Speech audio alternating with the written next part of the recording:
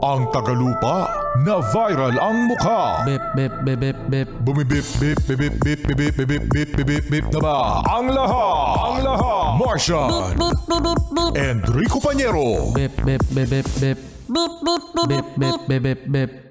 Bip, bip, bip, bip, bip. bip, bip, bip, bip, bip, umaga! Mga yes,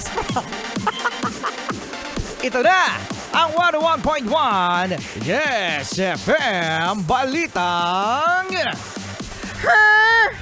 Naka mga yes friend, ito na naman ang NAIA serye. Dahilan sa kahapon, binalita natin dito sa Balitang na, ano yun Martian, yung balita natin kahapon? na kasama sa top worst airport in Asia ang NAIA. Hindi naman ako nagulat. Ngayon naman mga yes friend, ang nirereklamo ng ilang pasahero ay sa loob mismo ng NAIA ay merong Churot! yes, merong surot. May churot!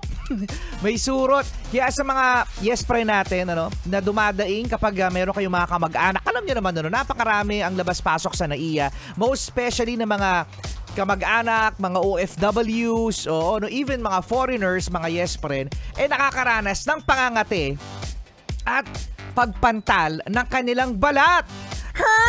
Yes, buti na lang ang mga yes friend, ang surot, hindi naman ito nakakasama o wala naman itong sakit na maidudulot, no? Pantal lang at saka kate. At ang malupit dito sa surot, mga yes friend, maaari mo tong madala sa inyong bahay. Yes, maaari nyo yung madala sa inyong bahay. So kunwari, meron kayong bag o kaya meron kayong mga, even sa damit ninyo, pag kumapit yan, Martian, maaari yan ay mapunta sa inyong sopa o kaya naman sa inyong kama. Yan, dahilan sa ang surot mga yes friend ay madalas na makita sa mga kahoy. Yan, kasi ang upuan daw sa NAIA ay may ratan may ratan daw doon at ang surot din ay pwedeng mabuhay sa bakal.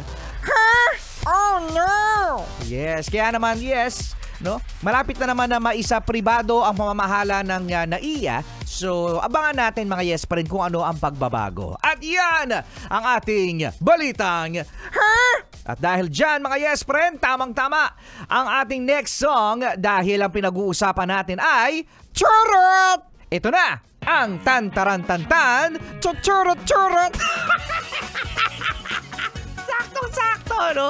Ito na ang Tantarantan Chuchurot-churot.